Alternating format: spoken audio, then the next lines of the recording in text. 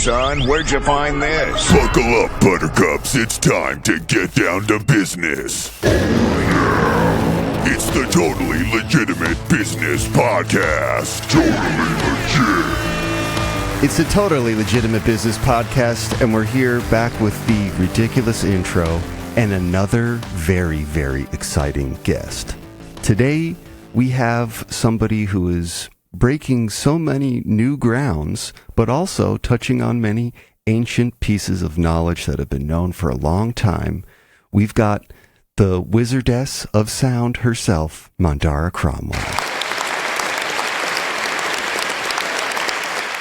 Welcome to the show. Thank you so much for joining us. I really cannot thank you for answering my email and just responding to my request. Like we were talking about just before the show, I've been yelling at my friends about this for years, so I'm super excited to get to talk to somebody who has source knowledge on all this stuff. Most of my listeners will probably be very unaware of the work that you do, but could you give just like a brief introduction of yourself and what you do now, and then we'll get into how you got there doing it. Yes, well, thank you for having me, James. It's very interesting. I'm a longtime meditator, and so one day, in a meditation over 20 years ago, I heard this voice that said, one day, Cymatics is going to become a household word.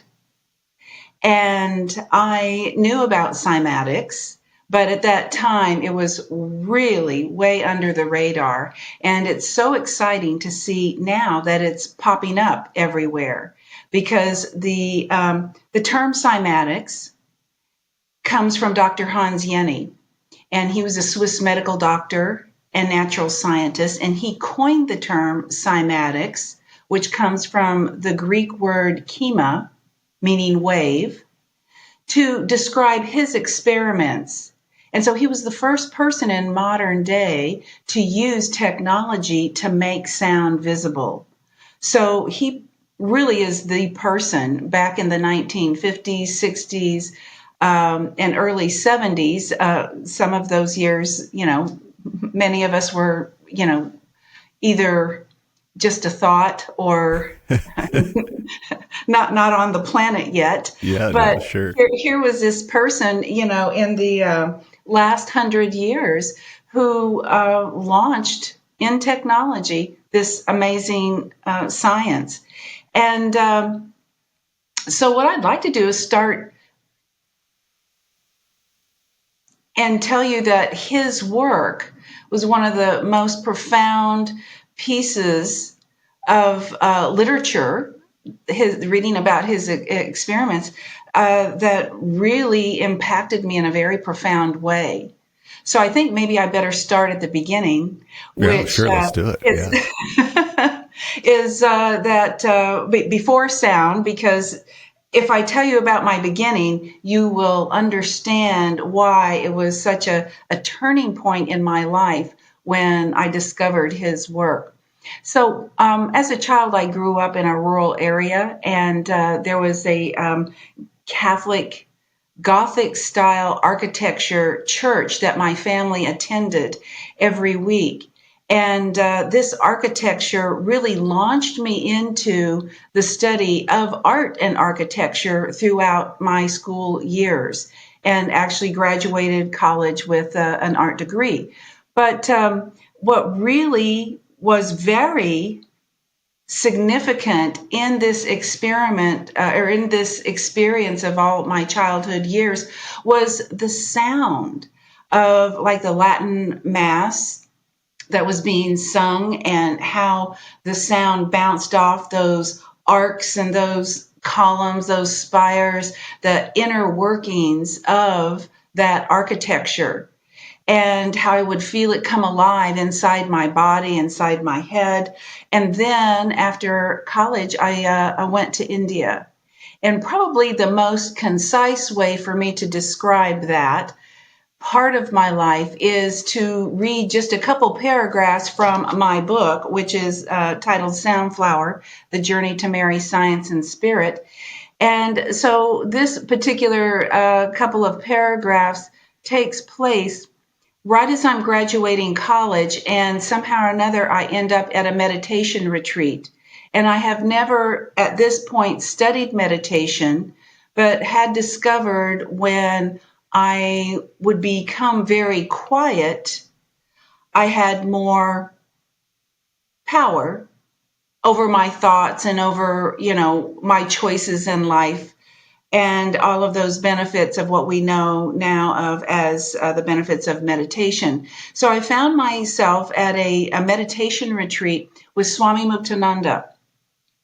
And this was in the Rockies in Colorado. And so that's the place. As the retreat studies progressed, I began to learn Sanskrit chanting.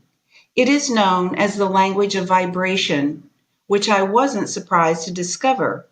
While chanting, I recognized the resonance generated as the same energy I experienced when I heard Ave Maria in church as a child. Back then, I felt the sound lifting me up. Here, the Sanskrit added in focusing the sound on clearing my mental body. It created a beautiful buzzing in the crown of my head. I recognized chanting as a tool to build Shakti, a mystical energy which could be awakened by using particular Sanskrit syllables. The upward moving vibrations began at the base of my spine and traveled into every crevice in my torso and limbs.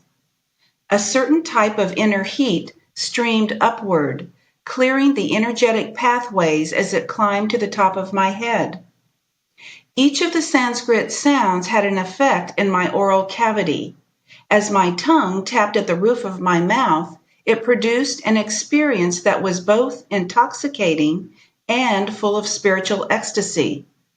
I could see each syllable form a colorful, vibratory pattern. Rippling outward, each one expanded to permeate the space around me. I was elated but mystified. How was this happening? I would come to understand that my tongue taps, part of the spiritual practice of chanting the Sanskrit, stimulated the 84 reflex points in the mouth, thereby affecting the chemistry and the neurotransmitters of the brain. So this experience actually launched me into the next chapter of my life, where I went to India, lived in Muktananda's ashram, and had amazing experiences, some really ecstatic, and some, as we go through our psychology, learning experiences. And then I embarked upon a career in Ayurveda. So combining the Sanskrit chanting, the sound of not only the spoken word, but also the experience of the sensations throughout my body and the surrounding areas, that also carried over into the temples. So just like when I was a child, feeling that resonant architecture of the Gothic cathedral, I could also see that there were great similarities in the temples that were throughout India, with their domes and their spires, with their columns, and the columns with beautiful engravings were like a spiritual art museum. And walking into that was really transformational for me on all levels. And then as I came back to the States after being in India for some time, I ended up teaching in a meditation center and ran a meditation center for years, and kept pictures of certain yantras. So these are geometric forms that are throughout India. They're used in sacred practice. And sometimes we meditate on those yantras. They are sound made visible in geometric forms. And I would always teach my meditation students that if they focused on these specific geometries, we could access higher states of consciousness. So then fast forward, a couple of decades, and I discovered the work of Dr. Hans Jenny. And the first translations of his work were in this book, which I highly recommend for everyone. It's Cymatics by Dr. Jenny, and has this beautiful image on it. And it's now just in another published version, been republished. And you can read an article by that I was invited to write at the beginning. But it is indeed what I call the Bible of sound. So anyone who's interested in sound must have this in their library. I'm a person who, I don't know if you can see this, such a beautiful book, and I've marked it all up with pens and Post-it notes. I'm the same way. I can't help but highlight, but it's because I want to go back and reread it. That's why. So yes, it's always justified. It underlines it for that moment, and then also every time you come back, there's new meaning, which is basically what he says in here.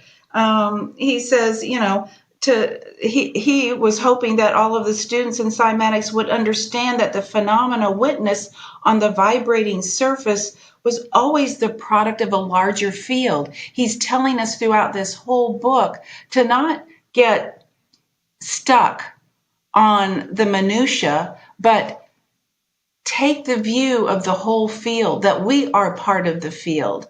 And this was really a great connection for me, because studying meditation and the Vedic scriptures, where we're all one, we're all in this collective consciousness, and how we can visually see through Jenny's experiments how we are all connected and must have the larger view. We're all part of the field.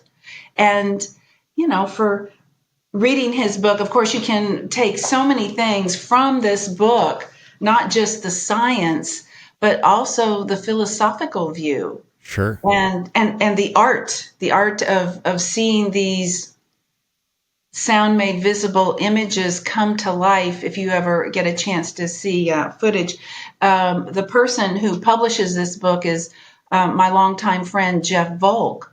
And he has a Cymatics website, cymaticsource.com, and you can go there and actually see Dr. Jenny's original footage, where, there are images of just everything. So Jenny is looking at nature, which really sparked me, because as a child, I'm living in this rural area and I see these energetic communications between the roses in my grandmother's garden and the surrounding plants and the trees and the leaves. And there's this great communication vibrationally in nature, and how these waves are beautiful sine waves. These are the waves of nature that we resonate with. And, there's this big movement now about earthing, about going out and walking on grass. Touching grass, yeah. Touching the earth. And, how we really come back into a very, very special state of coherence, which is our perfect state of health. Yeah. So Cymatics was just a real, and then I could take that into my meditation classes. And there, the pictures of the yantras began to make sense to my students, because they're like, oh, wow, this is, sound made visible. The carvings that you see in the temples and the churches are really sound in a freeze frame. Yeah. Well, I was just going to ask, because I always recognized, I kind of got to this space. I found out about Cymatics. There actually another guest I just had on, his name's Scott Onstad. He basically looked at all these ancient cities and actually did math. He's an architect, so he did the math on these buildings and why they're constructed, the exact dimensions, and how they correlate to and reference ancient cities or cities of the ancient times. So I've been able to recognize that a lot of the iconography, imagery, there's a lot of overlap. But what I find personally is that the Indian culture not only puts it out everywhere, it is absolutely like remember the first time I saw mandala getting made. There are like certain things where I was like, that looks very familiar, and then realizing it's much more apparent and obvious, baked into the experience of Indian culture. But I feel like where it exists in Christian culture, they really don't want to even entertain the idea that maybe that stained glass looks like a cymatic, a freeze frame of a cymatic sound, you know? But I'm interested, from your time in India, was it extra intense because you're there studying, you're pursuing this path, but you're surrounded by it everywhere? Even just the general culture, there's cymatic imagery everywhere. It blows my mind every time I really stop and think about it. But I'm just wondering, do you think that like enhances? Is that maybe why meditative practice is the practice in that area of the globe? Or well, absolutely. Is it a byproduct of, you know? Well, the first time I went to India, it was right after the monsoon. The monsoon was just ending. And for your listeners who live in humid climates, the intensity was just unbearable to me. And so I would go to the temple because they were made out of marble, and the marble was a little bit cooler. Yeah. And I go, oh, this is why everybody in India meditates, because they go to the temple. This is where we find peace. Yeah, exactly. Yes, relief.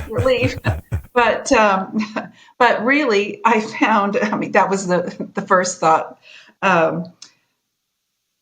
Really, the experience of entering a temple and being amidst those carved pillars and under the domes, hearing the priest chant the Sanskrit prayers, is a transformational experience, because you're in this grid.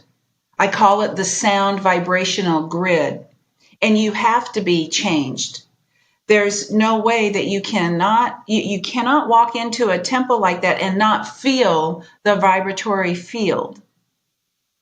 If someone has ever walked into one and not felt it, that would be interesting to have a discussion with that person. But it's very profound, and it was for me back then as well. And so the architecture, the art is beautiful. And the chanting, you're in Ayurveda and in the Vedic texts, they talk about the 5 koshas, our 5 layers of being. So basically that corresponds to the physical body and the 4 subtle bodies. So you cannot be unchanged by immersing yourself in a temple with that type of architecture where there's been Sanskrit chanting for hundreds of years, and in many cases, or, depending on which temple, sometimes thousands of years. But that sound grid is so permeated with specific vibrations that they're great places of healing, physically, mentally, emotionally, and spiritually. Well, so and they always have been. And they always have been. For a very long period of time. So for a long period of time. And, just to draw in one more aspect, you were referencing your previous guest, these temples are built on specific vortices and aligned with specific planetary influences. So if you look at that from ancient times, there's the wisdom of working with energy, of harnessing energy for the benefit of those of us. And possibly we were there, part of the creation of those temples. And we go back there and we remember, because they are tremendous portals to higher states of consciousness, of shifting, of moving, of bringing everything into a type of coherence. Yeah, it's one of those things where, as a kid, I rebelled against religion, but it was because of the being told what to do. And the more I started to appreciate, the more I learned about more religions, the more I began to appreciate all of them and kind of see where the overlap was. And I don't think it's a coincidence that all of them, either very obviously or in some esoteric, allegoric way, encode a knowledge of vibration, a knowledge of frequency, and a knowledge of using vibration, or the fact that vibration is one of the foundational principles of reality, the formation of reality. I've always loved Indian culture because they doubled down. Other cultures tried to hide it, but they're like, no, it's just going to be a part of the culture. We're making it a part of our practices because why not? It actually has some kind of physiological effect on your brain. So why would we not do this or continue to do it? Well, and there's a resurgence of this type of architecture, and there are temples here in the United States that are being constructed by the Swami Narayan organization, the BAPS organization, and these temples are built without any nails or steel. They come together in locking parts, kind of like Legos, or because they are constructed in a very specific way. In the Vedic text, it's known as Vastu Shastra, which is the art of placement, the art of creating architecture so that you are working with the harmonies of the spheres. Wow. Yes. So if you go to one of those, you can go to their website, and there are other organizations too that are bringing this craft, and there are villages in different parts of India where the craftsmen are creating these temple parts, so to speak, and then they're shipped over here and then put together. But there are some beautiful temples, and I highly recommend, if people want to have an immersive experience, to go visit one of those temples. I think they have like 5 or 6 of them in the United States now. That's super cool. Yeah, there's a reason that it lasted this long. There's a reason that these practices and these concepts stick around for this long. But I think if we can kind of get back to Dr. Jenny's work. I don't know how much of his history you're fully aware of, but what type of resistance or acceptance did he face when he was putting this stuff out, when he was doing it? Were people like super into it, or were people just saying, this is fringe stuff, I don't want to touch it? Well, I think first of all, the internet wasn't around then. Gift and a curse right there, that's for sure. And so the plus side of that is that his audience wasn't quite as wide as, millions of viewers saying, this or that against or for his work. Sure. But then the downside is that, it took a while for his work to become known. And so from what I understand, he's before my time, but from what I understand of what I read of his life, he had laboratory assistants that would help him with these specific experiments. Now, he was a follower or had a relationship with Rudolf Steiner. So if you look at that group, they were very much into connecting science and spirituality, the mystic with the, daily, what's applicable in your daily life. Sure. So I think that he didn't have a tremendous amount of resistance. I think there was more intrigue. It takes a while, as we know from reading about the lives of Galileo and Da Vinci and those people who suffered quite a bit of persecution. I don't think Yenny suffered that type. Yeah. He had some support around him. And apparently he was a phenomenal medical doctor as well. And I would like to just point out, in the Cymatic universe, which all of your listeners will soon find out that they are part of the Cymatic universe. Whether they like it or not. Yep. welcome to my universe. We're all in it together. But, part of the experiments you'll see is that at one point that everything looks chaotic. And then when the sound becomes, so to speak, unified, there's this beautiful geometry.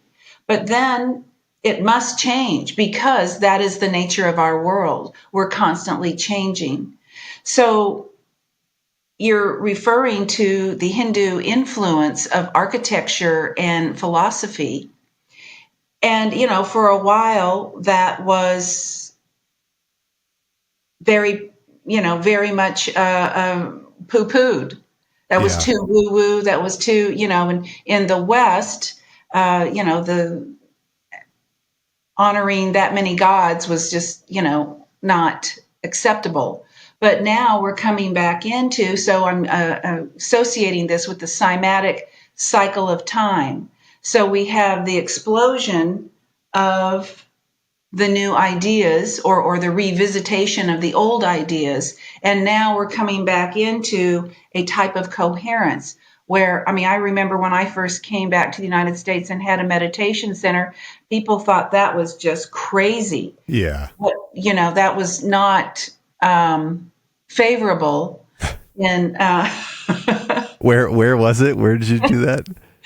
I moved to Atlanta, Georgia. Oh, yeah. So, that was the Bible Belt. So I had to be very careful, even though I was into holistic health at the time and talking about natural remedies and things like that. I had to be really cautious of not speaking, of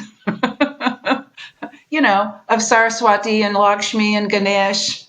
Yeah, you debatably, you still have to be careful about doing those things in Georgia. I lived in Tennessee for a long time. My wife is from Atlanta, so we're familiar with those concepts, but very brave of you to open a meditation center. Well, anyway, so for years, I was, in the closet, so to speak, or hiding under the invisible cloak until, slowly things come out. And, one organization that really gave a lot of science to meditation was the TM, the Transcendental Meditation Movement, and how, they have studies that show the benefits of meditation. And so soon, it was not long before I could actually go help cancer support groups or teach people who were in physical crisis how to knock it down, with sound, mantra, meditation, Mind, to calm the mind and understand a little bit of the Ayurveda principles that are related to health and healing. And maybe I just sort of didn't talk about the spiritual aspect of that. Save that for later. Yeah. Save that for later. Right. When we get there. Yeah. That's level 5. Yeah, exactly. Exactly right. You have to prove that it works first, and then they're more interested. So anyway, but after I found out about Yenny, then one day I was in corporate America, and I had decided that I really needed to get out of corporate America because here I am teaching how to manage your stress and de-stress. Gotta be living it too. Yeah. And so I was like, I feel like I'm at cross purposes with myself here. So it just happened to be at a time where a lot of medical doctors were looking how to get out of the insurance game and how to really help their patients. Because what they were doing with drugs and surgery was not getting them well. It was more so kind of getting them over into palliative care, which we don't, that's really not the direction we'd like to go in. Yeah. So I had this consulting business where I would help them. I would go into their offices and suggest alternative or complementary therapies that they might bring in to help their patients. And so it wasn't unusual for strange people to call me and ask me, or people I didn't know, to call me and start up a conversation. So one day I'm sitting at my desk and I answer the phone and hear this person from Florida was calling me, telling me that he was interested in sound. And I was like, wow, this is great. This is my dream. Go right to the real instrument that can make a significant change in a very quick way. And so we talk about sound. He had studied meditation. He had studied yoga. Anyway, we had a lot of common ground. And suddenly he started telling me about this British osteopath, Dr. Peter Guy Manners, who has a device. And so he's describing it to me like it's a sound box that emits these specific audible frequencies, and they are having phenomenal effects physiologically for people that have conditions that otherwise they were thrown on the medical trash heap. And so I became very intrigued by this. And after this 2-hour conversation of me, trying to visualize from my knowledge of Ayurveda, and by this time I had also incorporated Chinese medicine, by these ancient medical systems, and I'm trying to weave this in with this modern technology of sound. And I'm thinking of Dr. Yenny, how Dr. Yenny was a medical doctor and he was starting to experiment with visible sound. And so I'm having all of these visions flash before me in this conversation. And at the end of 2 hours, I said, well, hey, listen, this has been a really great conversation. Why are you calling me? How can I help you? And and he said, I don't know. All I know is that he is in the twilight of his life. He's going to go and nobody's going to know his information. And I was like, wow. Okay. I said, I'll have to think about this and I'll, call you back. And back then, we had telephones that the receivers click in the cradle. And as soon as it clicked, the side of my office blew out and I was in some other space, and this incredible radiant being appeared before me. And I felt this profound tap on my thoracic spine, like pushing me forward, like, hey, your number's up. It's your turn. You need to do something about this. And I thought, oh my goodness, that's really much more than I had thought would happen with this phone conversation. So immediately, now I have to admit that throughout my life, I have had the ability to receive communication in invisible ways. And, we all come with our gifts. And that happened to be one of mine, that there's this intuition that I tap into and I follow that thread. Sure. And so immediately I got the internet was around then. And so I began searching all of the information that I could find on Yenny, on Manners. And so it wasn't long before I contacted him and said, I'd like to come in and see his clinic. And he said, well, if you're going to spend some time here, you need to sign up for my training. So I thought, well, there's art history, architecture, Ayurveda, Chinese medicine, sure, why not? Let's study Add it to the somatic. CV. Yeah, exactly. So anyway, I get there, and the very first person I meet is a guy who had been in a motorcycle accident. And he was a racer, racing motorcycles. And he had smashed up his leg and they lost 3 inches. He was in Scotland and they were going to amputate his leg because gangrene was setting in. And in the flash of a moment, he remembered this country doctor in the middle of Cotswolds, Dr. Manners. And so he says, wait, before you amputate, can we talk to this doctor? So long story short, they patch him up and vac him over to the Cotswolds. And I'm seeing this person a year later, where he's just walking on crutches, and apparently 3 inches of the bone had regrown. So I'm just like, wow, this is a great way to embark on this training. And so after a couple of weeks of being there, I came back to the United States. Now, while I was there, I noticed that he was having some difficulties with his manufacturer. And so I happened to casually say one time, hey, if you're having difficulties and you want to bring manufacturing to the United States, I can help you with that. And so he said, I've been waiting for you. Not not a 5'10" American woman who towers over him. No, he wasn't really waiting for me, but he was obviously waiting for someone to come to his rescue and help him with his manufacturing.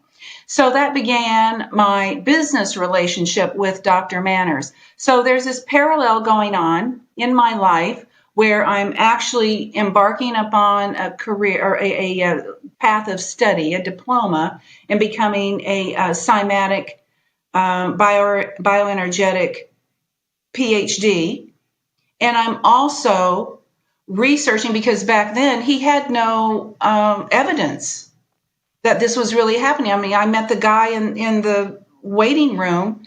I mean, who's not to believe him? I heard it specifically from his mouth. Right. But you start to wonder, we can't see sound. Why is this not known? All of those questions that everybody asked me throughout the years, I had those same questions of how come nobody knows about this?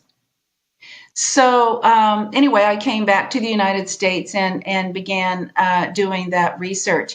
And so if you would like, I'd be happy to pull up my PowerPoint That would and be show great, you yeah. and do the real show and tell, because seeing is believing, right? Love that.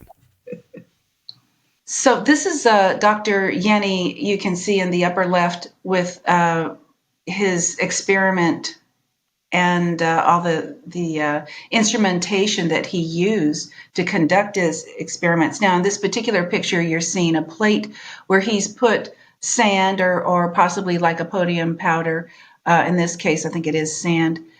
And the transducer is beneath the plate. And you may have seen versions of this on the internet where, because there's a lot of DIY cymatics going on the internet now, which is really very exciting because this is increasing the awareness of this particular science. And sometimes people get stuck in the eye candy, but there really is a science behind it. And if you look at those videos that are on Jeff Volk's website, the original Yenny videos at cymaticsource.com, you will see that he is doing his experiments not only with powders, but also with liquids. And that's what you're seeing in the right-hand side of your of the screen. And the cover of the book is actually an image that was created in water. So we're looking down at the standing waves. So now I would like to share with you about cymatics and how it applies to the physical body and how we can utilize it for health. So I was telling you a little bit about Dr. Manners. And in the picture you see him here, he's 101 years old. And so when I met him, he was 97. He moved like a 30-year-old. He's very agile, bright eyes, full head of hair, really perfect specimen of health. And so he had been working with these specific frequencies since the end of the Second World War. So if you can imagine being bathed in this sea of frequencies that are really targeted to help the physical body regain a level of health, you can understand why he might be so vibrant. And so anyway, I met him in 2001, and this is when we began our partnership. And so he was a British osteopath by training, and he worked with a collaborative group of scientists and researchers in Germany after the war, and they put together a body of work which he bequeathed to me. And what this work consists of is over 750 frequency patterns that affect different parts of the body.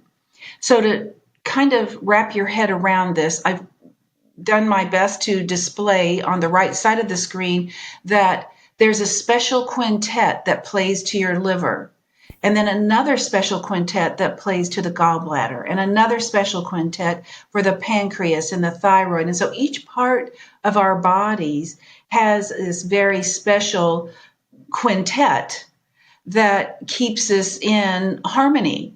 And when one of those areas come out of harmony, another area usually has to pick up the slack, so to speak. And this is how, we kind of get out of tune. So if you think about, well, is everyone's liver the same? Well, pretty much so. There are some differences when we get right down to individuals. So if you can imagine these 5 frequencies as 5 dishes on a buffet table. So your liver may really want some nutrition, I call it sound nutrition, from dish number 1 and 2 and a little bit of 3, whereas my liver may really soak up the nutrition from dishes 4 and 5. So we're getting all of what's offered in the scope of the banquet, but at the same time, our bodies are taking in what they need. Because this is audible acoustic sound, we can all benefit from these frequencies. So what I have done since that time is I've figured out ways to layer these specific frequencies for a condensed protocol.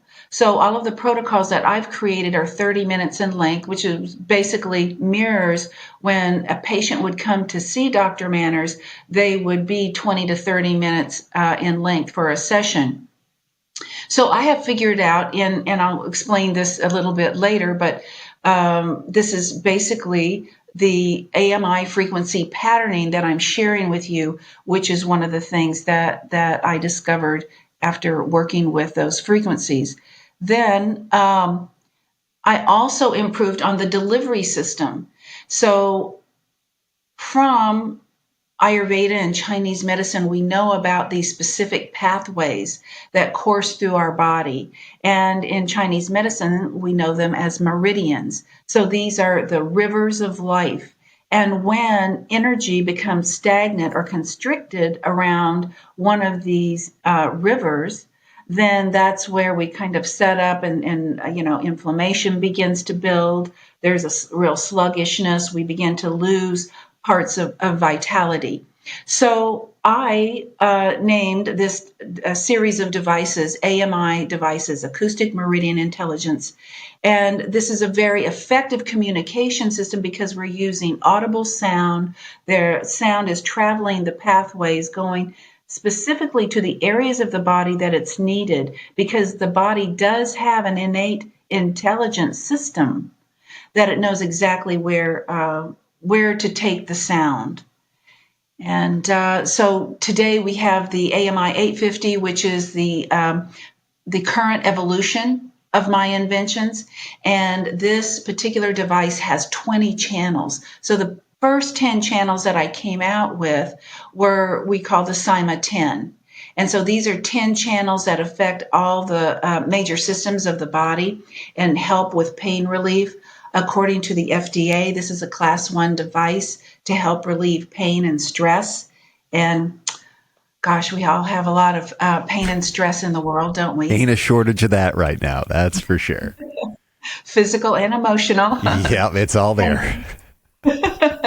Then I came out with last year 10 additional channels that really help to fortify the body's function, because we do need to extend that. And for the sake of time, we won't talk about those right now, but just want you to know that there's a lot more there to tell and a lot of benefit there. So basically what we're talking about in visual format is that these are 5-strand harmonics, and they create this lattice structure around the body. So we have the person sitting in a chair with their feet resting comfortably on the device, and the sound is emitted and creating this very effective sound grid. So it's a very targeted approach to releasing these areas of congestion and stagnation. And so I, have done a lot of thinking about the power of 5 frequencies. And that was one of the questions that I asked Dr. Manners early on. I said, why 5 frequencies? How did you come up with that? And he said, well, we tried 1, we tried 2, we tried 3, we tried 4, we almost gave up. And then when we hit 5, bingo, that was what it took. And all types of he called it magic. Magic began happening inside the physical body. And so if we look at 5, as I mentioned earlier in the upper left of the screen, are the 5 koshas, the 5 layers of being. And, we really can't affect just the physical level without affecting all the other levels. And so 5 is really a very prevalent number in Ayurveda and Chinese medicine. And if we look at a cross-section of DNA, which is right there below the 5 bodies, and this cross-section of DNA reveals 10 decagon sets. So here we have 5 coming into a very beautiful play right at the core of our DNA. Yeah. And in nature, we have all kinds of the golden mean, the phi. I mean, we love that in nature and even in art and architecture. And I think this is why those Gothic style churches and the Hindu temples are so powerful, because they harness these particular formulas. And at the very middle to the right of the screen are the 5 stages of cell mitosis. And so this is the cycle, the cell cycle that we have at the very, happening at all the time. So I wanted to introduce you to a longtime dear friend of mine, John Stewart Reed, who's an acoustic researcher, and he innovated the tonoscope from Dr. Yenny. He's made the modern day Cymascope. And so he spends all of his time doing sound made visible research. And likewise, I'm doing research on how sound can actually generate a very positive effect on the body for the health conditions that we have out there today. And so people say, well, now how is he really capturing these images? In this particular screen, you see this is the water cuvette. It has very special laboratory water, which is, very pure. And then he's using the sound transducer from beneath. And above, going the wrong way. Above, we have the camera, which is capturing the standing waves that appear on the top of the water in the little glass cuvette. And so he has actually been able to scope the sound of a healthy cell versus the sound of a cancer cell. And so you see how the healthy cell presents this beautiful geometry. Order. And exactly, it's order, it's coherent. And now I want to just explain this very important fact here with everyone. To do cymatic experiments is really kind of tricky. Well, to do any experiment can be tricky when you really want the purest research possible. You have to be in a controlled laboratory. You have to be, the temperature needs to be controlled. What we're looking at here is a sound bubble. And so for those of you who are in medicine and you know about MRIs, magnetic resonant imaging, so what the MRI is capturing are slices of that tissue. And so what we're looking at here are slices of the sound bubble. And so it's changing in its dynamic format, but right here we're doing a freeze frame so that you can more clearly see that beautiful geometry. And so, John had a experiment that he was doing with sound and music, and so different types of music. And you can read about this experiment on my website or on theexperiment.com platform where he took blood and decanted it, split the decanting, and put one vial in a very quiet Faraday cage and the other in a container that emitted the sound. And then they counted the cell afterwards. So I'm going to zip through with this because I don't want to bore anybody with the details, but I'm going to highlight amazing things. So here before, the blood was just at 9,200 parts per milliliter. And after it was in a cubicle for 20 minutes with a cell regeneration code, it increased to 3.4 million. So what we're talking about here is this is a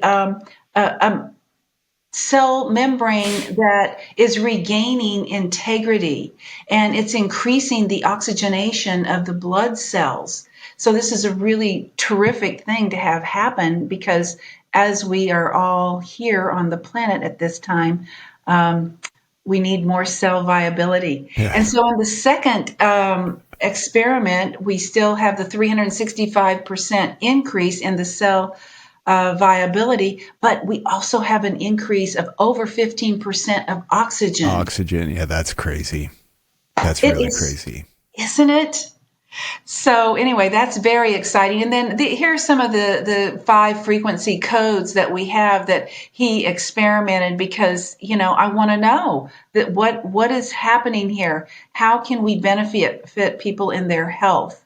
And so he says to me, in a nutshell, he said, using the AMI frequencies repairs the membranes of old red blood cells and gives them new life. It drives protein repair, absorb more oxygen. And then he singles out one particular code, which is of germanium, and that this was a really important code for the cell viability and the increase in oxygen as well. And so I remembered from high school chemistry class that periodic table. Germanium is on the periodic table. It's one of Mother Nature's gifts. And so we happen to have a code for that. And it's amazing to me that it actually helps the body so much. And so what I thought we would do here quickly, James, is show you the Sound Made Visible, the Cymatic CymaScope representation of germanium. So I'm going to start the video, and you'll see it begin to form the geometry, and you will see it in real time. Now, you may or may not be able to hear the sound, but you'll be able to see what's happening.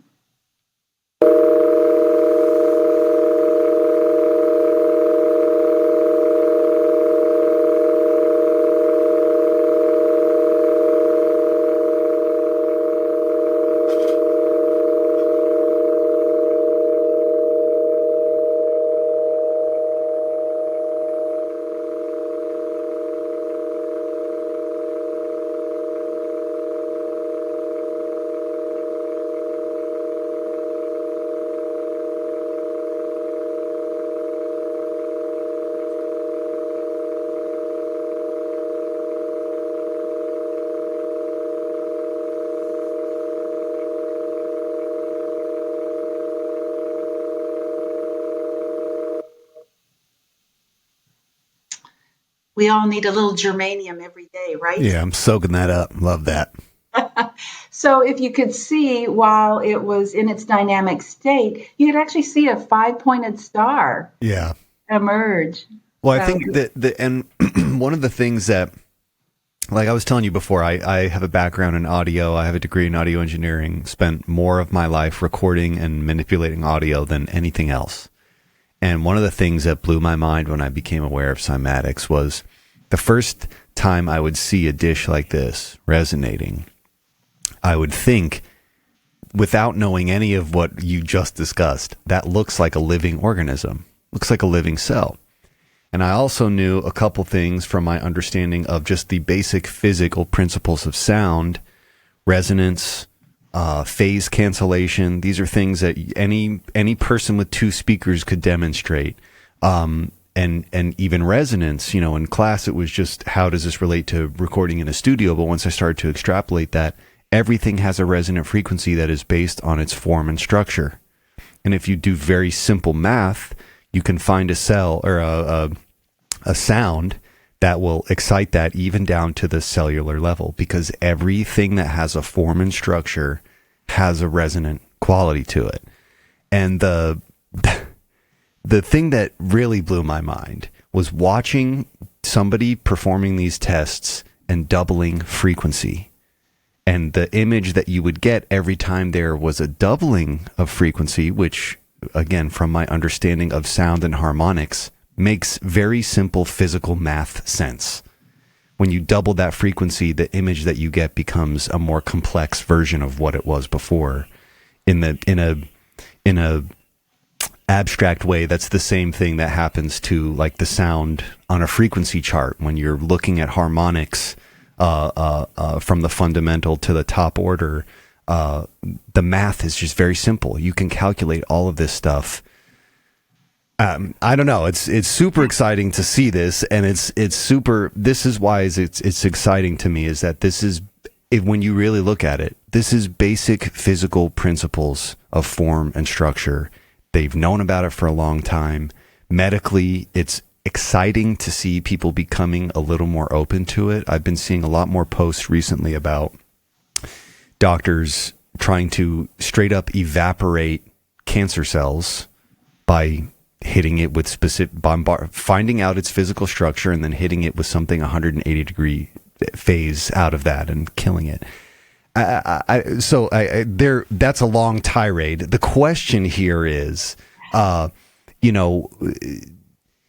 does, kind of taking it a bit back to religion, does religion exist to worship this? Like, it makes me think about it sometimes. Is sound the actual religion, and all the stuff that's come up around it is just so that people can understand a complex concept well back before everyone could read? Does that make sense? Like, are we actually worshiping sound, and all the other stuff is just, we've created it to enforce that? Or is sound, does sound have to be there, vibration have to be there before anything else exists, and because of that, everything is built on top of it?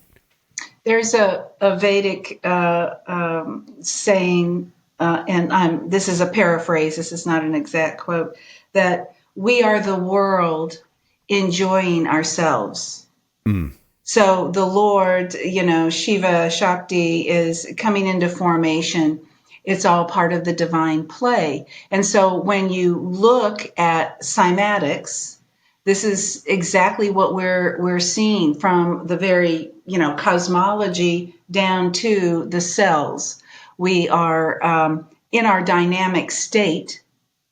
There are cymatic images everywhere, and we're just floating in the sea of them. And of course, we're in our physical bodies. There's more of the shape. And thank you for sharing all that you did. In this particular image, what we're looking at the cellular level, this sound is massaging the cells. And so we're massaging to, free ourselves of constriction and join that beautiful state of natural resonance that you're describing. And so it's very spiritual. And we have to be accountable. We have to be responsible. The words we speak, there's the work of Dr. Masaru Emoto. I don't know if you remember him, and his book that came out, maybe 20 some years ago, of the hidden messages of water. He froze water with different words taped. Yeah, okay. Yes, and in that, so just that. I mean, some people poke holes in his research because it wasn't, but as a researcher, we start somewhere. That's where he started. Right. And it was so amazing. He wanted to share it with the world. Well, yes, maybe it wasn't perfected yet, but there was more to come. And, he was at the end of his life cycle. And so I think there are people continuing his work. So, but the thing that I want to point out in that book, there was a woman with her elementary school child where they did an experiment. They took a batch of rice and divided it into 2 jars. And for 30 days, the child said, "I hate you," and to one jar, and then to the other jar, he said, "I love you." And at the end of the 30 days, the jar where he was projecting ill thought and words was dark and decaying and, smelled, it needed to be tossed out. Whereas the other jar where he said, "I love you," was fragrant and still good. So when we look at cymatics and the power of our words, and John has done some experiments with this, and he just stopped. He said, I can't do that anymore because the cymatic images were so skewed and unappealing, not beautiful in any way. Yeah.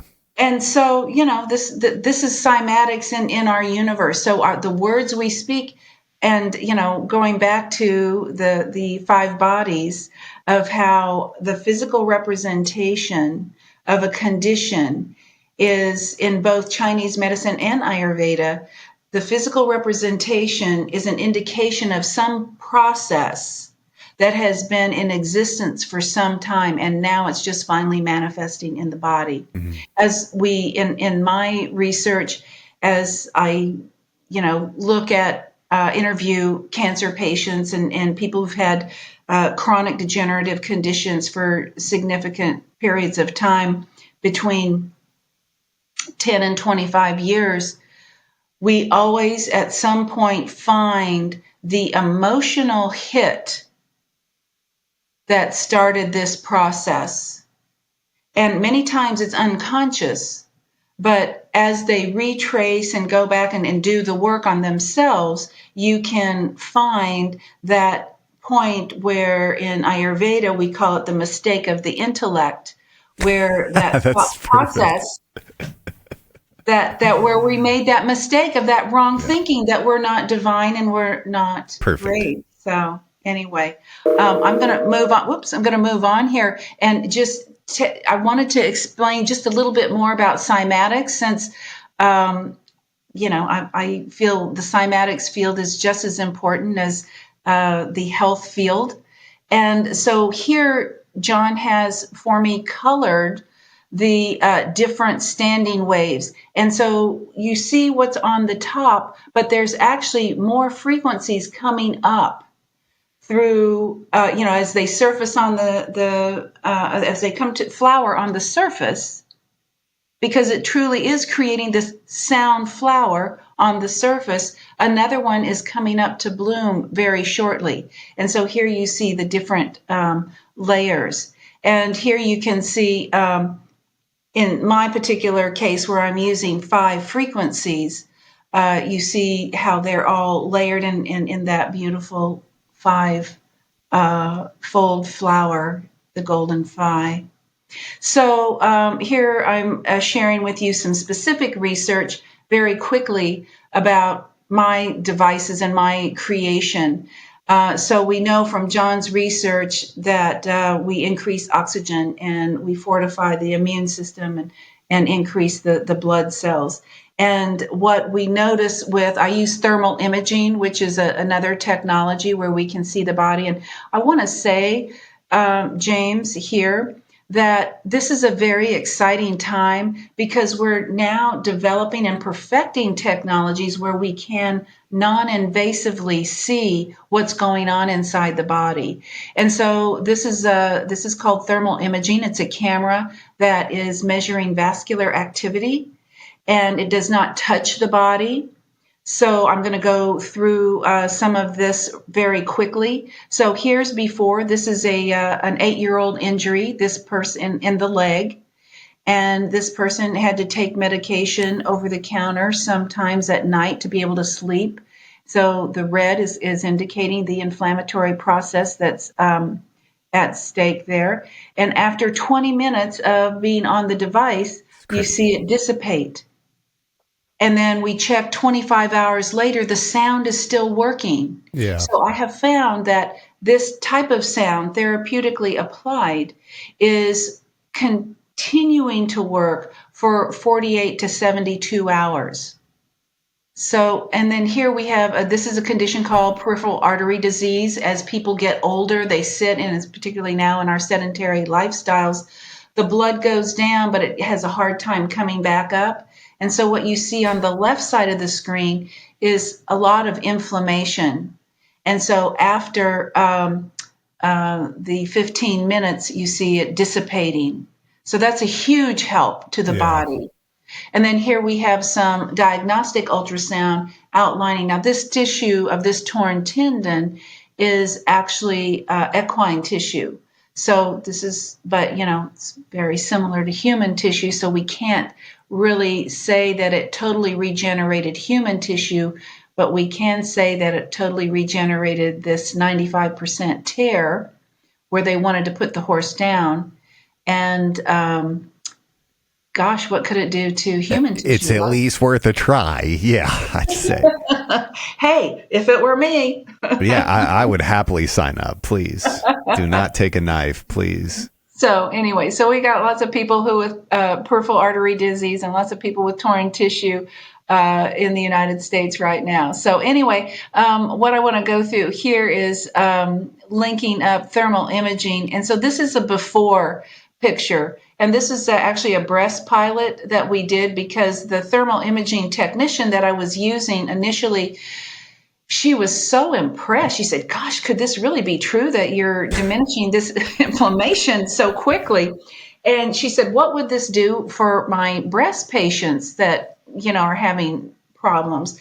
And I said, I don't know. Line them up and bring them in. Let's do it. Let's find out. Yeah. So anyway, what we're looking at here in the lower part of the screen, you see lymphs. The lymph nodes are firing very hot. And for those who don't know about the lymph system, it's so crucial for us to have a good working lymph system. It's the system that takes the trash out. So we need to have that system flowing freely so it can take the debris out. And the lymph system is very active while we sleep. So if we're not getting good sleep, we need to take a look at that as well. So this woman was having a challenge in her right breast, and it was getting worse every year. And she was the wife of a chiropractor. And for those of us who are familiar with chiropractic physicians, we know that a lot of times they think outside the box. And so this woman was taking lots of nutritionals, lots of laser and different types of therapies, and this was not budging. And so anyway, we did a particular protocol, 30-minute sessions for 6 weeks. So we did 5 times a week for the first 2 weeks, 3 times a week for the following 4 weeks. And after 6 weeks, we see we have calmed all of this down. It's ridiculous. And so that is really good. So now it didn't happen overnight, even though we know that a lot can be benefited by using just with one session. There's a lot of benefit, but to really make it stick, we need to go for a longer protocol. So, we're basically calling the cells back into a type of resonance, and we're connecting with all of those 5 bodies. We're moving, because this is the important thing about sound. It is moving things around. It is reconstructing. It is restructuring the matter.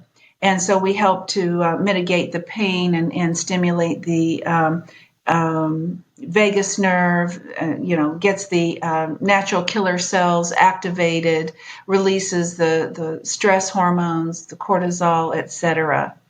And so now I want to move to another area very quickly that is having increased research right now, and this is oral bacteria linked to disease.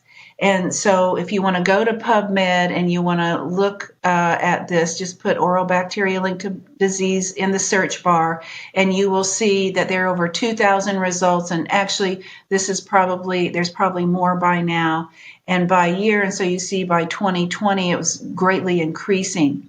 So what we want to do is we want to look at the oral cavity. Now, the Ayurveda and Chinese medicine people have been looking at the tooth-organ relationship for thousands of years. So if something's wrong in the mouth, the sad thing is that it's a very silent process for quite a while. And so one of the things that is associated with the teeth is this lymph system. So the lymph system the lymph system in this picture is indicated by the green. So we have all these little lymph nodes. And for those of you as children had tonsillitis or adenoid problems, these lymph nodes backed up. They got really full and you couldn't process well. And so that's why it backs up into the tonsils and the adenoids. And so this is really important for the drainage, that the bacteria in the mouth, we need to process that through. And so when this woman was having a difficult time with her breast tissue, I asked the thermal imaging tech, could you please focus the camera up on the oral cavity? Because I had the good fortune of knowing this connection between the oral cavity and disease in other parts of the body. So how interesting, in the before, you see significant inflammation in the oral cavity, and then after the 6-week protocol, you still see some of that inflammation up there. So I suggested that the tech maybe share with this patient that she might want to make a dental appointment and see what might be brewing there. Yeah. And what did happen is she did have crowns and bridges that were leaking in that area. So I'm going to move to another subject now. So this really intrigued me. I thought, okay, so here's a 60-year-old female. She didn't have any symptomology. She said that, I'll have a great scan because I've been going to the dentist for twice a year throughout my whole life. Well, look what's happening here. So red is not good, but white is really bad. Not good. Yeah. So anyway, we asked her, I said, well, what's going on over there? And I said, do you have any, fillings or crown? Well, there were crowns over there. So what we're looking at here is an indication that those crowns are probably leaking. Yeah. That they need some help. So 30 minutes after the session, you can see that the inflammation is calming down. Now, what is this doing? We don't recommend that you only use the AMI device for your dental work, but what it's helping the body do is calm down the inflammation and clear up those lymph pathways so that the body can, help itself. But you do need to go to the dentist and watch this area. Maybe it doesn't show up on the x-ray or whatever, scanning they're using at that particular office, but you should watch it and watch for sensitivity that maybe a crown needs to be replaced or something like that. And then here, as I'm pulling up these arrows, you can see that there's a clearing of the lymph area in the 30-minute session. So here we have again, the same thing, but I'm going to go to another area where we look at, so she's got that intense inflammation back behind her ear and above her ear. What's going on there? So what I have found, James, is that these patients will evidently, they have some, or interestingly enough, they will report that they have some effect of tinnitus or vertigo or, some virus that they can't get rid of. So again, the AMI device is having a really great effect to help the body, but we need another partner to come in on the health puzzle to help clear that out quickly. So, and then here we have a person, they said your gums are so loose, we're going to have to pull out a tooth because it's becoming dark. And after some time, it remedied. She went back to the dentist and they said, "Hey, what have you been doing? Your gums are tighter."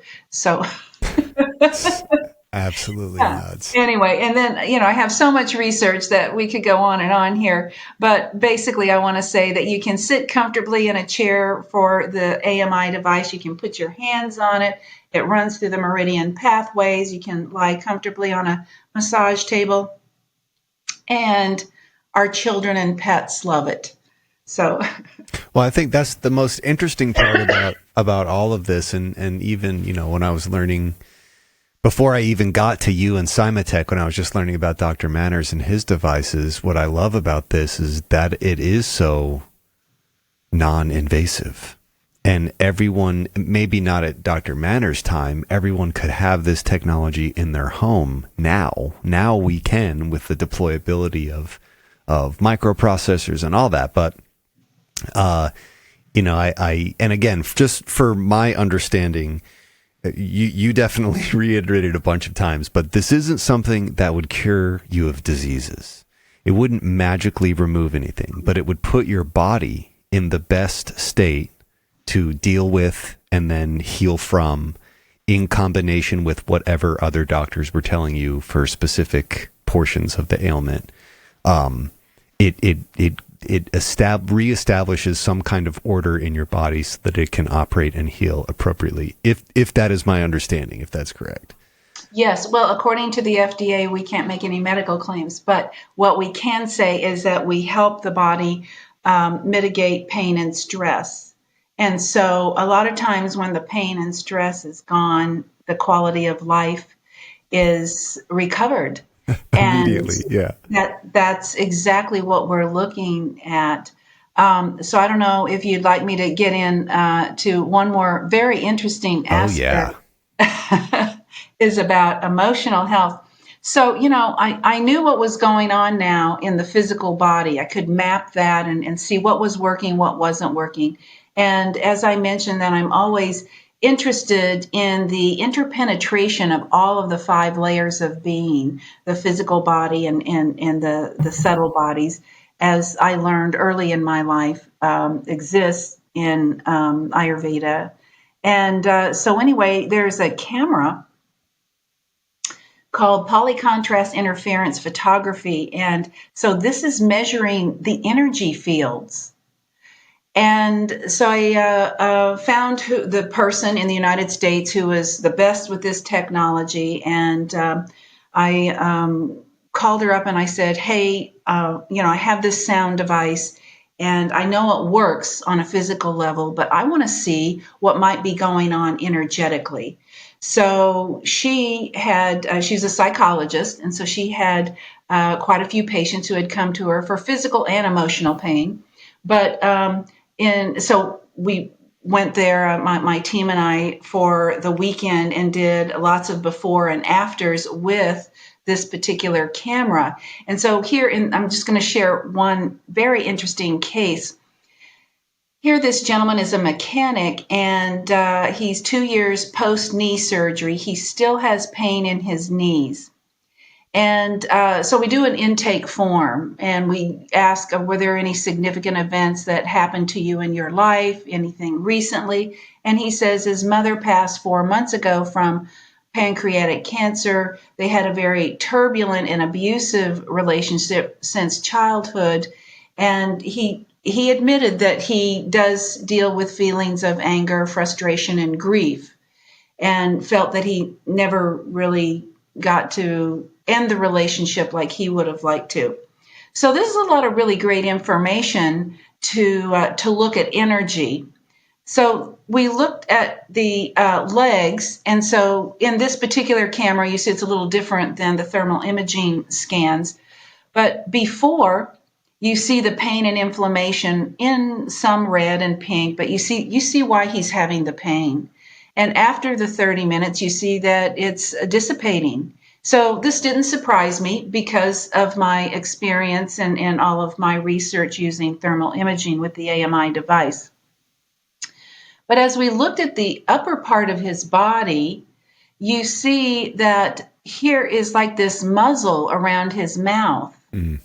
that shows that he's afraid to speak. And you see this congestion in his heart area.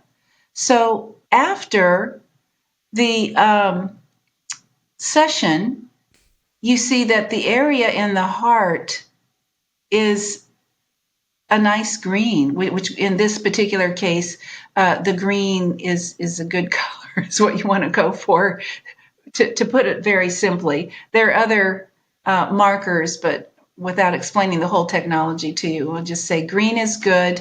And here we have the muzzle has disappeared, and he's now got kind of this smile. And what happened about 20 minutes into the session is he had a release. What happened is his head fell back and he had this smile appear on his face.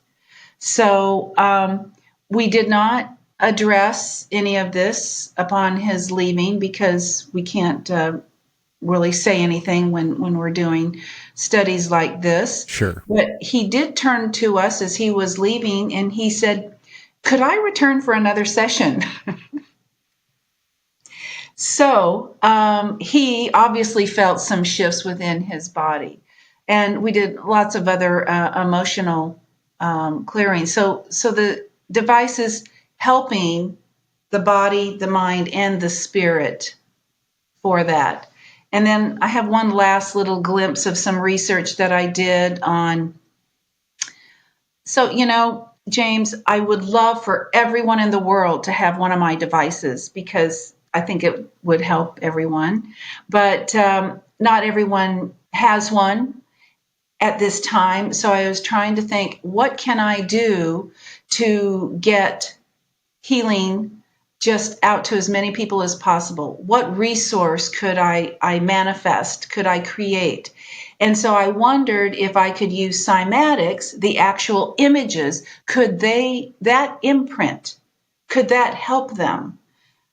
And, because this is my goal, I want to create tools to assist and help people with their life. So the healing codes have such beauty, and we already know through lots of research, which I won't go in today, but just trust me that it's there, that looking at something beautiful provokes a response in the brain's reward pathway and generates a positive feeling. So when we have positive feelings, there's something within our body called endorphins. And in this particular case, they're beta endorphins. And these beta endorphins are associated with pain relief. When they're released within the body, people forget that they've had pain. It's not exactly euphoria, but it could be a type of euphoria. And so then I'm also looking at the brain processes 400 billion bits of information a second, and 10 million of those bits is through the eyes. So I'm thinking, hey, what if you have a really beautiful cymatic image and you're looking at it? Could that have an effect? Well, there are definitely thousands of published papers on meditation and all of those benefits of helping improve concentration, builds our prefrontal cortex, is the location of executive reasoning and where we make all of our great decisions, ensures sound sleep and helps our digestive tract. So many benefits. And so then I go back into my studies of yoga, where we were taught a specific meditation called drishti. And so drishti is a Sanskrit word that means focused gaze. And so we gaze into this yantra. This particular one is a very famous one called the Sri Yantra. And we can access higher states of consciousness using this technique. So giving these thoughts of looking at something beautiful, this type of meditation, and how powerful our visual cortex is, I create a 7-minute visual meditation. And it's called the Soundflower experience. So these images come floating by you as you just lose yourself in the beauty of the image. And so I, of course, had to study this, like what's really happening. So what we've done is we've taken the 5 frequencies of health emitted from the AMI device, and then we make them visible through the CymaScope, and we layer them into a visual format. And then the Soundflower experience is a great way for relaxation, for people who say they would like to meditate, but they can't meditate, they don't know how to meditate, or they don't have time to meditate. Everybody's got 7 minutes. So what do we do? So I have this specific scanning device that actually uses the Ayurveda pulses. And so we scan the person. In Ayurveda and in Chinese medicine, we listen to the pulses on the wrist. And so this is a computerized device. So I'm pointing this out because this helps with the controlling the variables. So you're not just taking my word for it as someone or some other practitioner listening to the pulses. We actually have data that is spit out of this device that tells us exactly where we're at before and after the Soundflower experience. So I'm showing you an example of one of the subjects. This is a 40-year-old female, and her health history briefly is that she's under extreme stress. She has frequent migraines. She has post-traumatic stress disorder. She's 3 young children, one with special needs, and she recently moved from one city to another. So for anybody who's ever taken one of those stress tests, you know that all of these factors are considerably high rating for taking a stress inventory. So here in the middle of your screen, you see here's the before, where the red circle is around 298. And so in this particular response, where they're telling us that this is a caution zone, you're heading in the wrong direction. If you continue in this direction, there will be a condition present itself that would be more difficult to handle. Whoops, excuse me. And then after, you see on the bottom of the screen, she went in just 7 minutes down 135 points into the normal level. So if we could do this on a daily basis, just kind of, rescue ourselves from this stress. The danger zone. Yeah. Exactly. So at the very top of the screen, you see the ojas. And in Ayurveda, this is your energy that you have to adapt your living. And so you see she's again in the caution zone before at 57%. And after 7 minutes, she comes down to 42% in the normal range. So this is really quite exciting that somebody can, just look at a cymatic healing image, an image that's designed to help promote health and receive some help.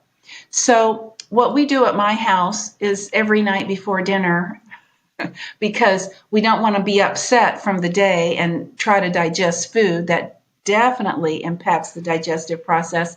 My family and I, we get around the television and we project the Soundflower experience. And so it's a great way for Love us. that. That's awesome. Yeah. So anyway, and then this is just telling you I'm continuing to research all types of things. I have some exciting things coming down the pike that maybe we'll talk about in a future episode. Definitely. Anyway, what we want to do is just keep everybody healthy.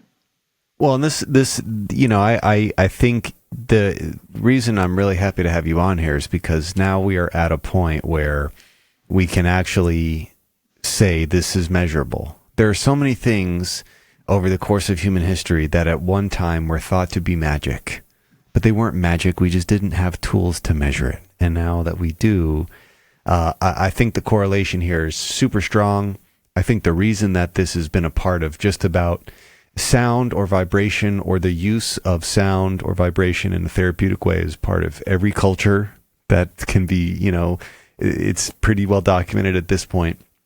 That's not a coincidence. There's obviously some overlap. This is obviously super important information. if not to just understand, then to like master and use, in a daily, for a long time, I would put on, just like single frequency tones to put myself to sleep. And it works pretty incredibly. Like there's certain things depending on what state of chaos my brain is in that day. If I put that sound on, my brain is I have no control anymore. My brain's getting put into sleep and then I'm going to bed. Another thing I always used to try and explain to my friends is like, dogs, when they hear a storm coming, it triggers a physiological response. They have no control. When they hear subsonic frequencies, the first thought is danger. That's a learned thing that all creatures in nature, when they hear a deep, like a subsonic rumble, that means earthquake or thunderstorm, or now with humans, explosions. And that it triggers a response in our brain. We have no control over it.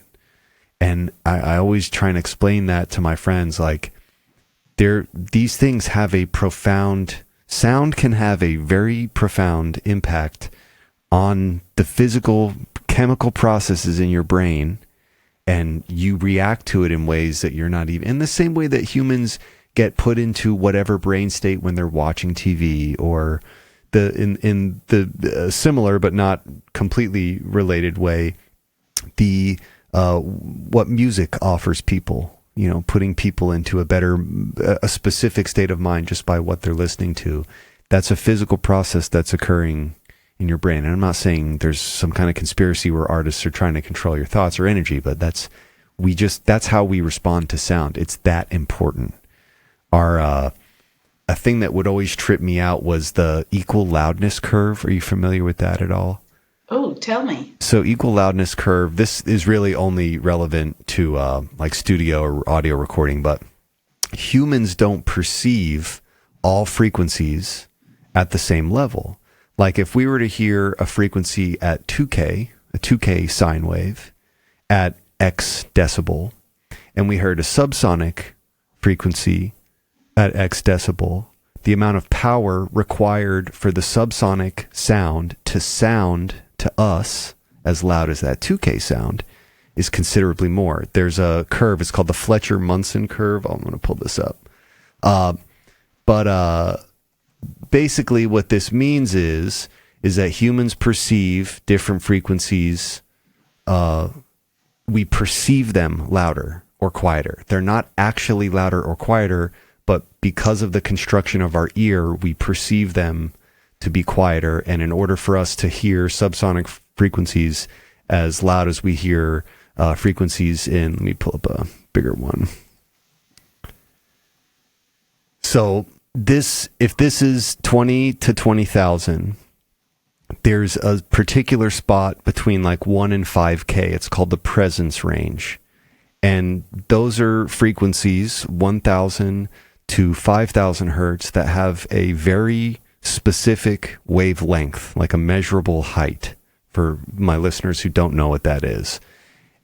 It just so happens that those frequencies, the size of those waves, it's the exact size of our human ear. So we can hear any frequency in the world that we're hearing that exists there. We're perceiving it slightly louder than other frequencies because the construction of our ear. It's made to pick up those it's like a cone that's made for just those frequencies, and it perceives them louder than they actually are. The whole point of what I'm really trying to get at here is that this is a known thing. This is very stale. This was stale when I was learning it in college, but humans respond to sound. We have a very special relationship, and based on the construction of the filters of our human body, we only interact with this slim portion with it in a way that we think matters. But the fact of the matter is, there are frequencies well above 20K, well below 20 hertz, outside of the ability for our ear to pick it up. But they're there at all times. We're literally swimming in a bath. Kind of what you were saying before. I can't tell you how many times I've had to explain to my friends, what do you think Wi-Fi is? How do you think when we look around here, there's a million different waves that are powering our society, and like if we could see it, it'd be like we were underwater, but we don't, so we pretend like it has no effect on us. Now, the effect of Wi-Fi or electromagnetic radiation, that's a whole other topic. But what we're specifically talking about here is with sound, and the equal loudness curve is just always something I throw out to my friends to say, like, look, there's complex processes going on here that you didn't even know about, that it's heavily documented. Fletcher Munson, I'm pretty sure this guy was in like the early 1900s. This is old. This is, again, just old physical principle physics of sound stuff. I don't know. It's just nice to see that now people have been using ultrasound forever, but they don't want to accept that maybe there's some other use. We could be doing the same thing with the concept of sound and vibration. It's not just to, but think about that. It lets you see through skin. Like, I don't think people stop to think about how incredible it is that you can hold the little wand up to someone's stomach and you can see. I don't know. It never ceases to amaze me how deep and profound the connection here is.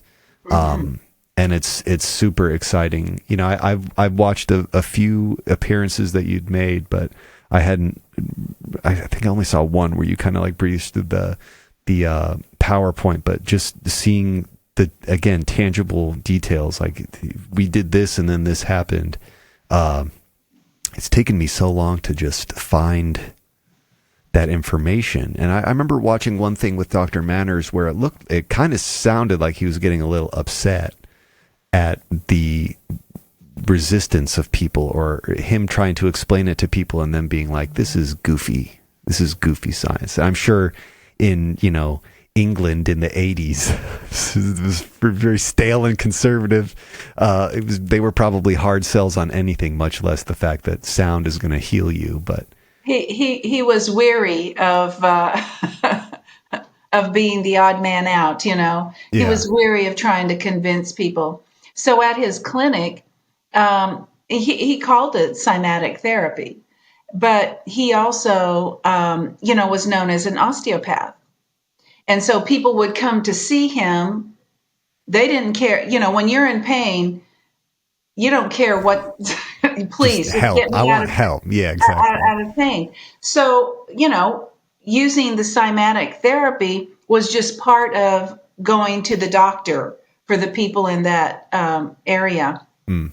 And I remember in, trying to think what year that was. I think it was 2017. I went back, or maybe it was 2016. I went back to the area where the clinic was. And so the clinic is now a private home. It was this huge historical building that was quite amazing. I think you can see pictures of it on my website. But anyway, there's a little shop just down across the field of sheep, a little shop where, they just had kind of like, I guess you'd say a 7-Eleven here, where they had little refreshments that you could come in and have a snack. So I went in there and I said, I was here to revisit my memories of being at the clinic there. And the ladies in the shop says, "Oh, yes, we so miss that sound massage."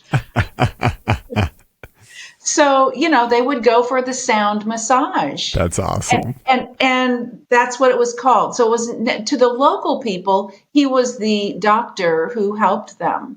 And, so they would come in and he would, first of all, put like a heat lamp on them to relax them because, it's kind of cold and chilly in that part. Sure. Damp. And so he would relax, and then they would, the technician would perform the Cymatic therapy, and then he would come in, Dr. Manners would come in and just lightly touch the body in different ways to give it an osteopathic adjustment. The body would just fall right in because it had been so set up in such a short period of time. You know, he was ahead of his time, but on the same note, so to speak, people do remember him, and he did adapt to his clientele so that they would come for him to help them. Do you have, I'm sure you do have like a huge sense of responsibility being charged to carry on his work, but was there any moment where you're like, oh my gosh, this is a little too much? Or by that point where you're like, yeah, this is where my life is going to be. This is what I'm doing. And he just gave me the keys to the car. So. Well, in my book, you can read about how many times I wanted to quit. Just for scale, you know. Just for no, you know, James is really funny. The he was not an easy person to work with.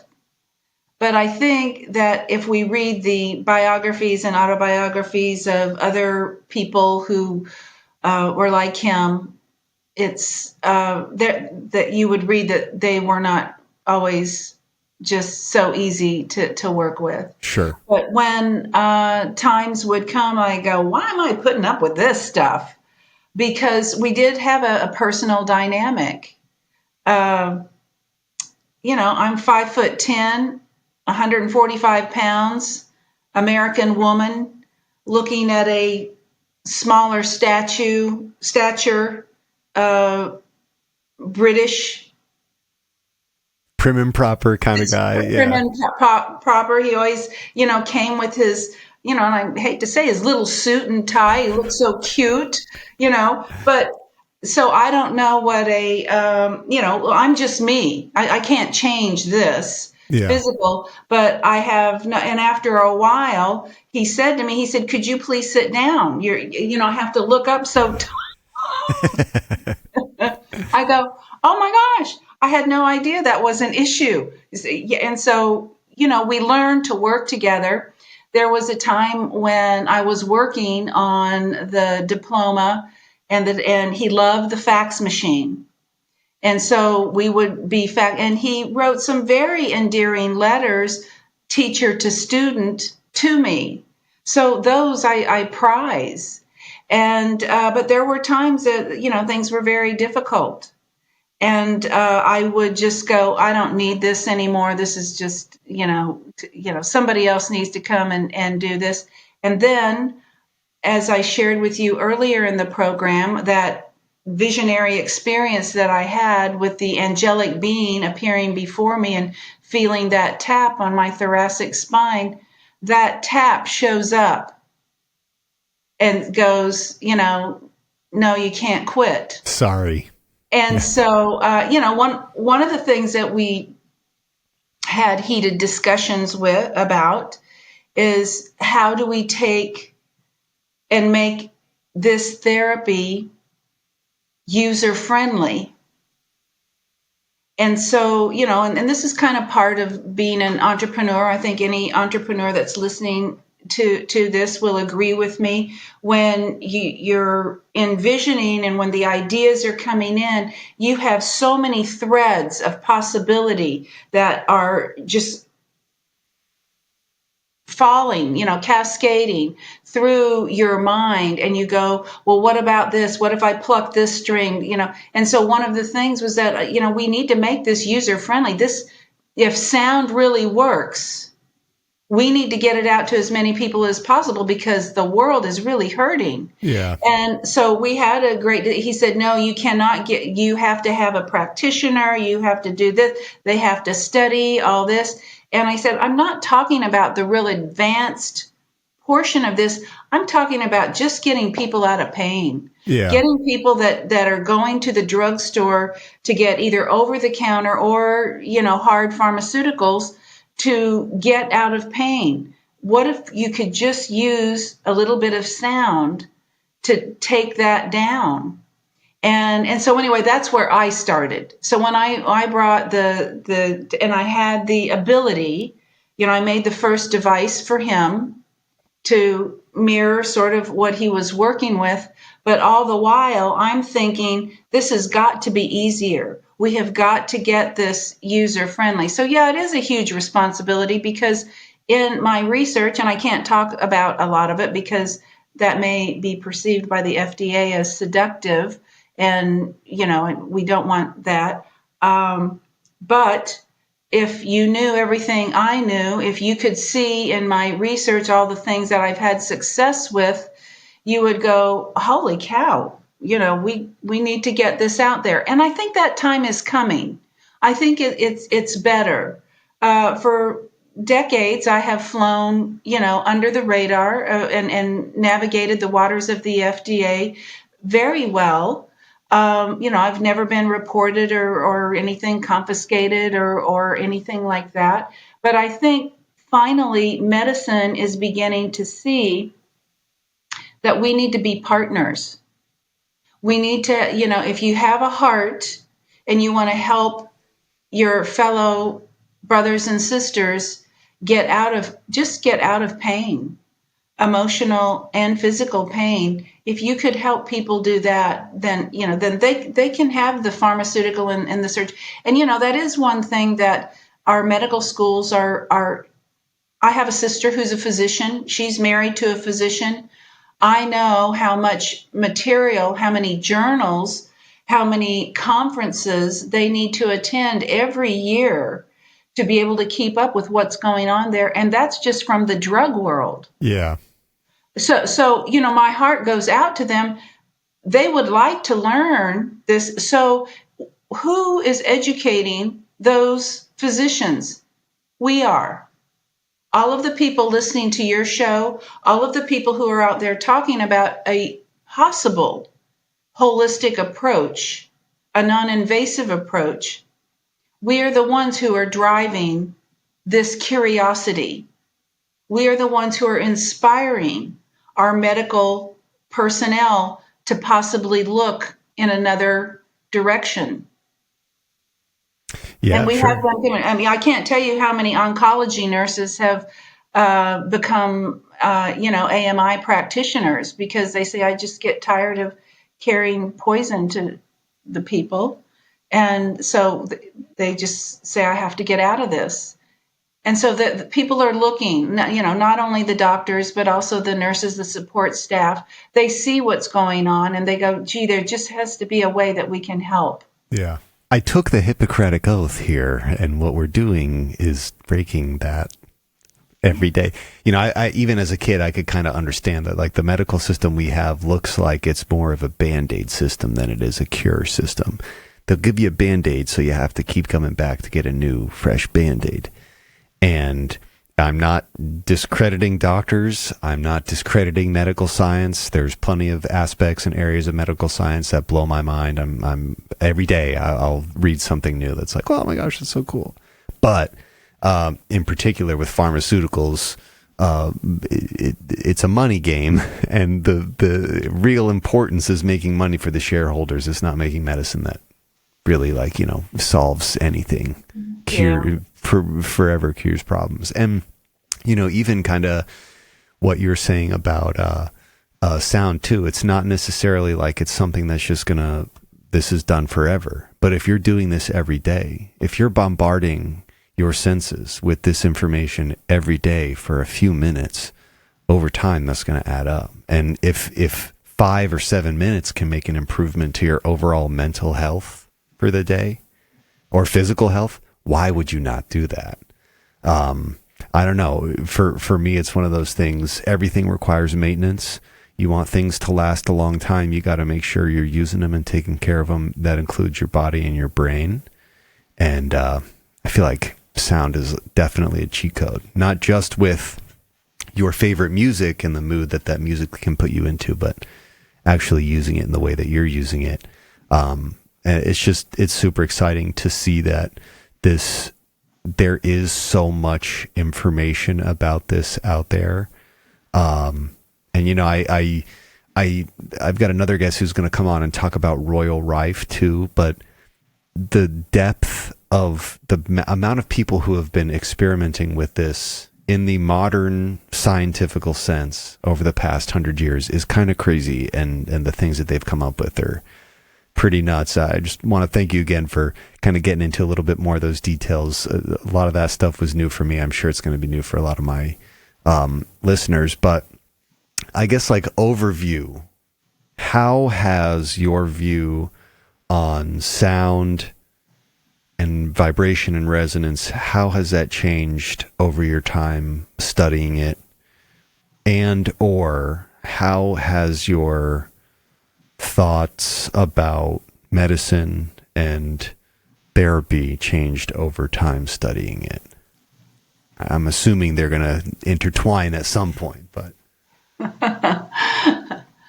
Well, so deeply rooted in a rural area where my grandmother had a profound effect on my psychology and my approach to life. She's quite an angel.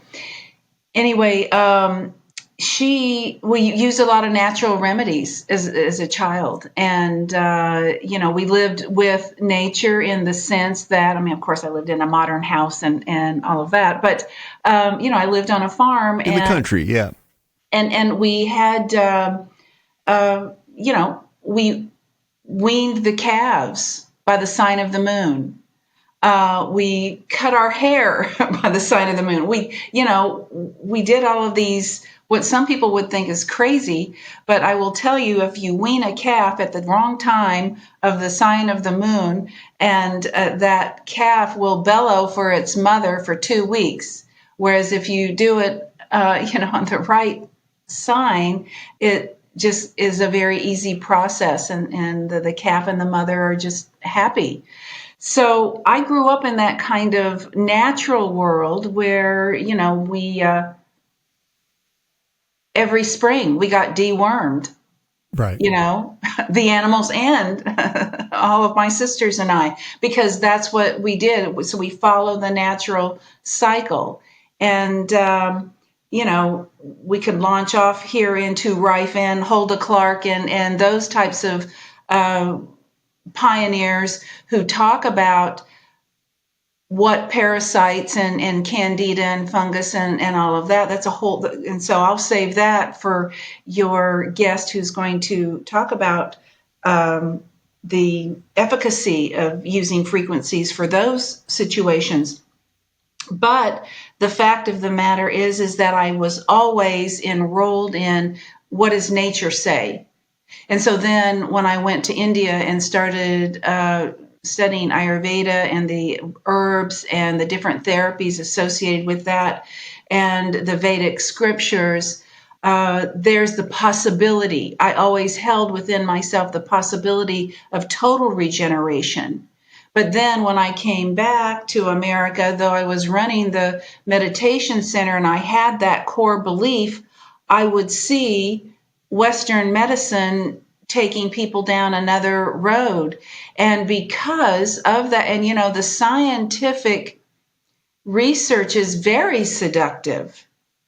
But when you find out that maybe they skewed the figures a little bit, and they didn't tell you about the people who had really bad adverse reactions to that, then you kind of pull back. But I got into believing like, wow, has modern science really found what Ayurveda and Chinese medicine has always been, so that was kind of a point of conflict for me, because then I would look at people and I had a lot of friends who were physicians, and I would see how they worked with their patients. I would see how they ran their businesses and things like that. So I had kind of an inside view from that.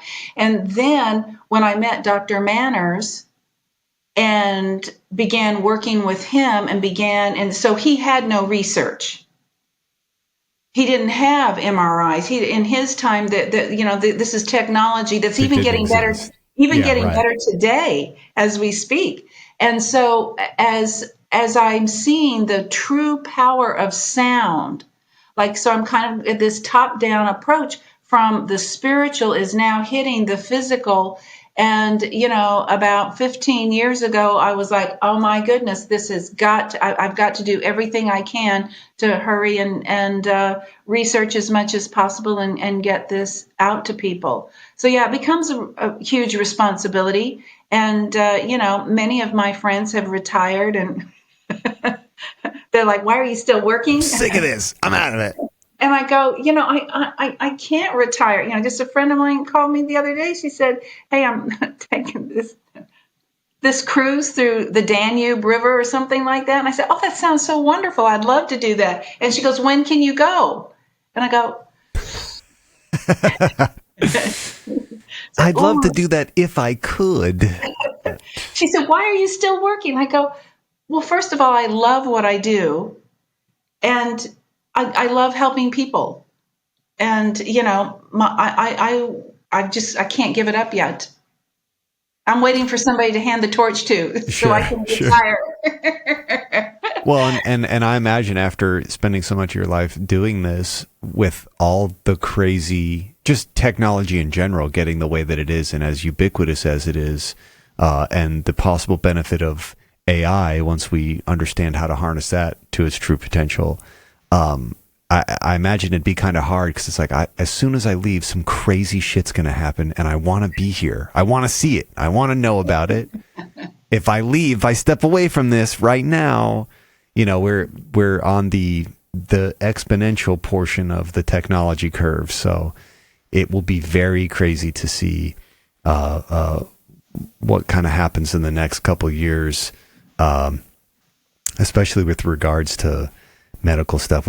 Both my wife and my family have had a bunch of health things recently, and people going in for surgeries, and we're like, oh my God, it's going to be this huge thing. They walk out of the hospital the same day. Mm-hmm. Medical science is getting pretty ridiculous in what we can do in terms of surgeries and just making a what used to be a very complex procedure be something that somebody is walking out of the facility after having it done. So it really is a very exciting time. It must be a pain to be in that field because of how much you have to stay on top of. But from the futurist or anyone who's into the technology, just from that angle alone, it's super interesting. But we've reached the end here, so I'm going to wrap this up. My brain is melting. I'm going to have many other questions, and I just want to go ahead and throw this out there. I would absolutely love to have you back on, and if there's any particular areas, once I'm done milling over this, to go into a little bit further detail on, I'd love to do that. This was just, I think I'm familiar with a subject, and then I talk to somebody and realize I don't know anything, and I love that. That there's always more to know. If there are other people, I know you mentioned a couple books. I was opening tabs. I'll include those in the description. Your book, Cymatics. If there's anything that you would suggest for somebody who listened to this podcast and they're into it, movies, TV, music, what would be the suggestions for people who are interested in this? Books, where can people go to learn more or familiarize themselves with these concepts? Okay, let me think on that and see. And yes, and please, I hope you feel free to edit out anything that is inappropriate or It was all super appropriate. I'll cut out when we were trying to figure out the PowerPoint, but this was super cool, and it was you were kind of answering the questions before I even got to ask them, which was great. And really, I feel like it was a good overview. This is obviously a very deep topic. So anybody who's interested in this, just know you're going to be, if you want to learn more, there's plenty of stuff to read and information to know. But also, there are a lot of people just making random Cymatic videos. So I would highly recommend going to the links I provide and looking into Mandara's work, Cyma Technologies, Peter Guy Manners. This is, of the modern iteration of it, this is the source. So Mandara, again, thank you so much for agreeing to come on the show. Are there any notes you want to leave with the audience before we sign off? I'd just like to invite everyone to be inspired by the cymatic universe that we live in, and to always center in your heart and know that the vibration there is the true vibration. So thank you for allowing me to share. I look forward to the next time. All right. Love that. And everyone, this has been the Totally Legitimate Business Podcast. I'm going to play an outro, but stick on. We'll talk for a little bit after recording here real quick. Here, we're out of here. Thank you, everybody.